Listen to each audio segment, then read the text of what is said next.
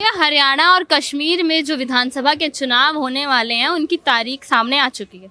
हरियाणा के जो विधानसभा के चुनाव है एक चरण में होंगे, वहीं कश्मीर में 3 चरणों में होंगे। अगर हम हरियाणा की बात शुरू करें तो हरियाणा की राजनीति को अगर हम देखें तो कभी बीजेपी कभी कांग्रेस ऐसे ही रहा है। इस बार क्या लगता है? 2 बार से तो बीजेपी रहा है, कभी बीजेपी कभी कांग्रेस का अलग चीज है, पर सबसे बड़ी बात है कि इस बार भी बीजेपी आने वाली है सत्ता में।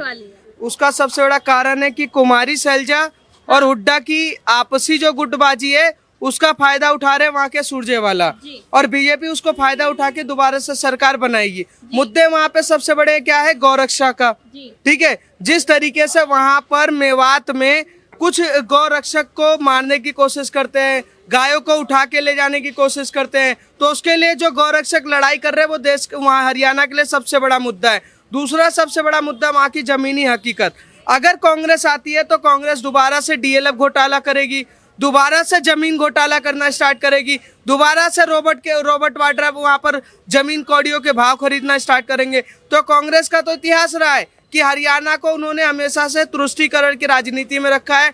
हरियाणा आप देख लीजिए, जहां 2004 में एक विकसित हरियाणा था उसको पीछे ले जाने का काम अगर किसी ने किया तो वो कांग्रेस ने किया। पर इस टाइम पे मनोहर सरकार के बाद अभी जो नायब सैनी है उन्होंने हरियाणा को आगे ले जाने का काम किया। फसलों पे जो फसल है उस पर एमएसपी देने की पूरी बात कर रहे हैं और दे भी रहे हैं। किसान निधि सम्मान निधि जो है वो प्रधानमंत्री की तरफ से जो लागू किए गए वो हरियाणा में पर उतनी एमएसपी नहीं दी जा रही जितनी किसानों को जरूरत है। मैम, देश में सबसे ज्यादा एमएसपी अगर कहीं दी जा रही है तो मध्य प्रदेश और हरियाणा में है। अच्छा। आप चाहे डाटा उठा के देख लीजिए, वहाँ की सरकार पूरी एमएसपी। किसान आंदोलन क्यों करते हैं? मैम, किसान आंदोलन किसी भी तरीके का कोई आंदोलन था ही नहीं। अच्छा। अगर किसान आंदोलन होता तो आप बताइए हरियाणा से क्यों सपोर्ट नहीं मिला। सिर्फ पंजाब से कुछ लोग आए थे जो आंदोलन करना चाहते थे, सेलेक्टिव आंदोलन था, पर देश को उससे फर्क नहीं पड़ा। हाँ। देश ने हमेशा से ये देखा है कि किसान आंदोलन जो होता है वो किसी न किसी फेक नैरेटिव से था। अभी भी चुनाव है, दोबारा से आएंगे, दोबारा से आंदोलन करेंगे। कुछ दिन पहले बोला भी गया था कि किसान जो है दिल्ली कूच दोबारा करेंगे। वो बोल रहे हैं, करने की भी कोशिश करेंगे, पर किसान आंदोलन का हरियाणा चुनाव पे प्रभाव इसलिए नहीं है क्योंकि देश की जनता है और हरियाणा की जनता ये जानती है कि वहाँ का जो असली मुद्दा है वो जमीनी हकीकत पे प्रधानमंत्री मोदी दे रहे हैं। चाहे आवास योजना हो, चाहे शौचालय हो, चाहे आयुष्मान योजना हो, चाहे सड़कें हो, चाहे अस्पताल हो, चाहे किसी भी तरीके के मुद्दे हो, हर चीज को प्रधानमंत्री और वहाँ की सरकार पूरी कर रही है। तो वहाँ की जनता को ये पता है। दूसरा सबसे बड़ा मुद्दा है कि कांग्रेस की आपसी गुटबाजी, इस बात की लड़ाई चल रही है कि कौन सबसे बड़ा लुटेरा। तो जो सबसे बड़ा लुटेरा है उसको वो चाहते हैं कि सरकार में लाना चाहते हैं, तो वो होने वाला है नहीं। दूसरा जम्मू कश्मीर पे आते हैं। जम्मू कश्मीर वो एक ऐसा राज्य है जहाँ पर 70 सालों से पत्थरबाजी, आतंकवाद, वहाँ पर एक टुकड़े गैंग का पूरा काम कर रहे थे, मानव अधिकार पूरा खत्म था। वहाँ एक ऐसा लेफ्टिस्ट गैंग काम कर रहा था जो पूरे जम्मू कश्मीर को खत्म कर चुका था। पर इन 10 सालों में प्रधानमंत्री मोदी के राज में वहाँ देश का विश्व का सबसे बड़ा पुल बना।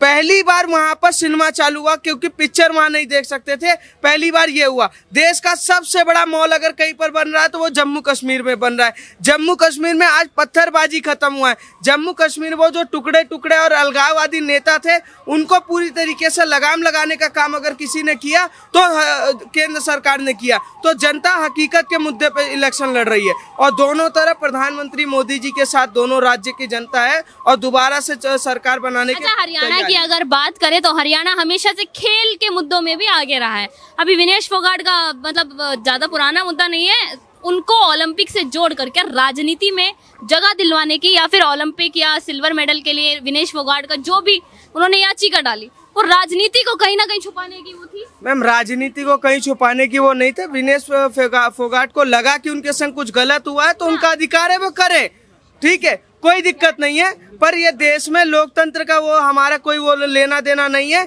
स्पोर्ट्स के जो खिलाड़ी होते हैं उनको वैसा ही मौका देना चाहिए जैसे जो लायक है। आप कह रहे हैं मौका देना चाहिए, पर कांग्रेस कह रही है कि साजिश के तहत विनेश फोगाट को रोका गया है।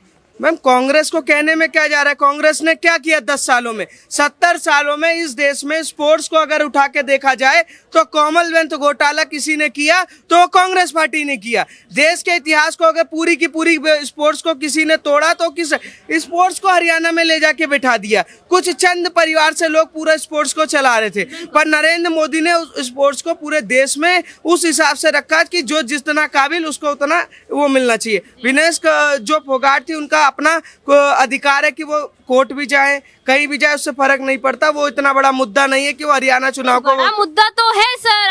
अगर बीजेपी पे इल्जाम लगाए जा रहे हैं, कांग्रेस द्वारा इल्जाम लगाए जा रहे हैं, तो बड़ा मुद्दा तो मैम कांग्रेस कौन है? कांग्रेस का लगाया हुआ इल्जाम पानी की तरह बह जाता है नाले मैम, नाले में बह जाता है उनका मुद्दा। उनके मुद्दे वो फर्जी होते हैं, चाहे आप जातिवाद के मुद्दे उठा लो, चाहे आतंकवाद के मुद्दे उठा लो, चाहे किसी के मुद्दे उठा लो। उन्होंने तो बात किया था कई सारे मुद्दों पे, राफेल पे बात किया, कई चीजों पे किया, सारे फर्जी निकले।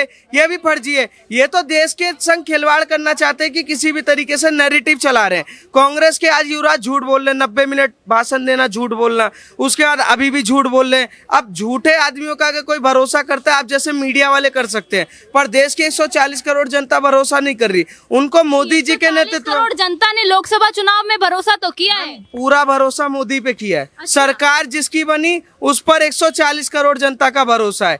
हरियाणा में भी 2 बार सरकार किसकी बनी उस पे भरोसा है। तो तीसरी बार भी जब चुनाव का रिजल्ट आ जाएगा तो हम चर्चा कर सकते हैं कि किस मुद्दे पे क्या हुआ है। कांग्रेस का सबसे बड़ा टुकड़े टुकड़े गैंग की जो राजनीति थी उसको नरेंद्र मोदी हरियाणा में ध्वस्त करने का काम कर रहे हैं।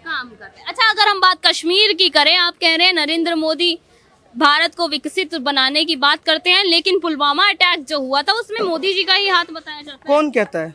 विपक्ष NIA ने 12 आतंकवादियों को पकड़ा था, जो 4 पाकिस्तान के थे, 8 कश्मीर के थे, जिनमें से कई लोगों के अभी तक एनकाउंटर हो भी चुका है, मार भी दिया गया उनको। तो ये जान के आपको कि वो RDX कहाँ से आया था वो NIA बता रहा है। भारत के प्रधानमंत्री पे ऐसे संगीन आरोप लगाने वाले या तो निर्लज्ज होंगे या तो उनको पता ही नहीं होगा कि भारत का वो प्रधानमंत्री जो एयर स्ट्राइक करवा सकता है, सर्जिकल स्ट्राइक करा सकता है, वो पाकिस्तान को भीख मंगवा सकता है। तो देश के इतिहास में पहली बार हुआ है ना कि वो पाकिस्तान जो कल तो कश्मीर मांगता था आज आटा भीख में मांग रहा है। वो कांग्रेस जो तक कल तक सत्ता मांगती थी आज वो सीटें भीख में मांग रही है। तो देश की राजनीति और देश के जनता ने यह दिखा दिया कि जो उड़ते हुए सितारे थे उनको जमीन पे लाने का काम नरेंद्र मोदी ने किया है। आज आप कश्मीर के हालातों को कैसे देखते हैं? मैम वो लाल चौक पे आप देख लीजिए ना, लाल चौक पे आप वहाँ का इतिहास उठाइए कि लाल चौक पे किस तरीके से आतंकवादी कहते थे कि यहाँ पर भारत का झंडा नहीं लहर सकता।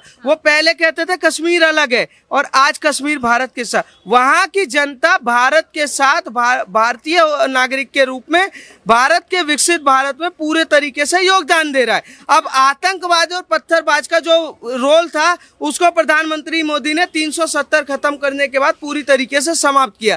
आज पत्थरबाज जो थे वो खत्म हो गए, बेरोजगार हो गए, उनकी नौकरी खत्म हो चुकी है। जो लाल चौक पे कहते थे कि कोई यहाँ पर झंडा नहीं लहरा सकता, खुद राहुल गांधी वहां जाके आ गए। कभी अपनी सरकार में भी नहीं जा पाए थे मैडम, इंदिरा गांधी भी नहीं गई थी, ना राजीव गांधी गए थे, पर प्रधानमंत्री मोदी की सरकार में राहुल गांधी भी वहां जाके झंडा लहरा के आ गए। तो यही देश का सबसे बड़ा तरक्की है कि वो कश्मीर जिसको ये लोग कल तक बांट के रखे हुए थे उसको जोड़ने का काम किसी ने किया तो प्रधानमंत्री मोदी ने किया। पाकिस्तान कहता है कि कश्मीर हमारा है, हम वापस लेंगे।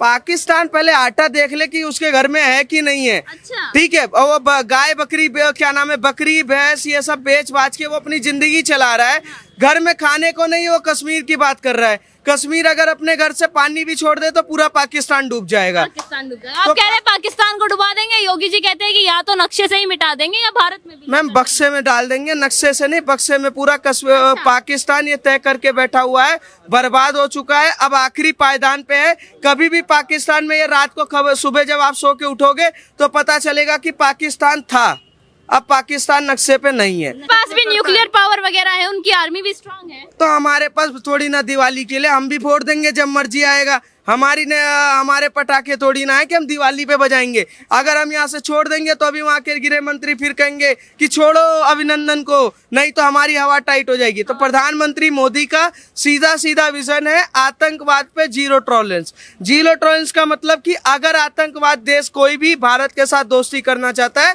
पहले आतंकवादियों से समझौता ना करे। हम आतंकवाद को खत्म करने के लिए पूरी तरीके से लगे हैं। हम इजराइल के साथ भी थे। आप कह रहे हैं योगी जी मोदी जी आतंकवाद को खत्म करने के लिए लगे हैं, पर जम्मू में जो वैष्णो देवी पे आतंकियों का हमला हुआ था और उसके बाद भी हफ्ते भर तक 15 दिन तक लगातार आतंकियों के हमले होते रहे, उस पे तो अभी तक कोई संज्ञान नहीं लिया उस पे क्या हुआ आपने देखा? उन आतंकवादियों कड़ी कार्रवाई कहाँ की गई? मैम कड़ी कार्रवाई अब आपको दिखा के थोड़ी ना करेंगे कि आतंकवादियों का कल तक क्या होता था कि जनता का हक है, जनता का हक है। मैम कल तक बिरयानी खिलाते थे, हाँ। पर आज की इंडियन आर्मी लाश भी नहीं देती आतंकवादियों का। वहीं मारा वहीं खत्म। कल तक उसको बिरयानी खिलाने का काम करते थे कांग्रेस वाले। हमारी सरकार सीधा कहती है कि पत्थरबाज को बांधो गाड़ी के आगे और पत्थर जो चला रहे उन्हीं पे चलवाओ, और जो आतंकवादी है उसका लाश सीधा सीधा हम उसको देंगे ही नहीं, उसके परिवार को। आतंकवादी का पूरा हाल वैसा ही होना चाहिए जैसे ओसामा बिन लादेन का हुआ था और जैसे याकूब मेमन का हुआ था। आप कह रहे हैं आतंकवादी का ऐसा हाल होना चाहिए, पर वही कश्मीर है जहाँ एक आतंकवादी का जनाजा निकलता है तो लोग लाखों की भीड़ में उस जनाजे में वो लाखों की भीड़ कौन थी उस पर चर्चा आप करिए ना, कि वो अलगावादी समर्थक थे। ऐसा नहीं है कि अलगावादी समर्थक खत्म हो गए, पर धीरे परिवर्तन होगा। एक समय आएगा उनको भी समझ आएगा कि जो नरेंद्र मोदी एक हाथ में कुरान और एक हाथ में कंप्यूटर की बात करते हैं ना, उनके साथ अगर आज ये नहीं चले तो ये पूरा बर्बाद हो जाएंगे। अलगावादी नेता क्या कहते हैं कि एक हाथ में कुरान एक हाथ में पत्थर, तो उससे दूर करने का अगर कोई काम कर रहा है तो योगी मोदी कर रहे हैं। और योगी मोदी का विरोध करके कब तक बचेगा आतंकवादी और आतंकवादी का पालनहार? एक ना एक समय आएगा उनका खात्मा करेंगे। अभी पाकिस्तान जब तक सांस ले सकता है ले ले, बिजली नहीं है चलाने के लिए मैम, चाय बिस्कुट का नाश्ता नहीं है उनके पास। कह रहे हैं पाकिस्तान के पास कुछ नहीं है, वहीं दूसरी ओर आज बांग्लादेश फिर दोबारा दूसरा पाकिस्तान बन चुका है। बांग्लादेश की औकात इतनी है कि उसके प्रधानमंत्री ने भी बोल दिया है कि हम वहाँ के अल्पसंख्यकों की रक्षा करने के लिए प्रतिबद्ध है और हम कर रहे हैं। वहाँ के 1,35,00,000 लोगों ने जैसे ही तलवार उठा लिया तो वहाँ के जो उजड़े चमन थे वो घर में वापसी चले गए। जब कट्टर हिंदू घर से निकलता है तो कुछ ना कुछ होता ही है। तो ये समझ लीजिए फर्क नहीं पड़ता, चाहे कहीं भी कट्टर हिंदू रहेगा वो दिखा के रहेगा। पर बांग्लादेश में जो हुआ है वो पूरे विश्व को सीख लेना चाहिए कि आने वाले किसी और घर में ना हो पाए।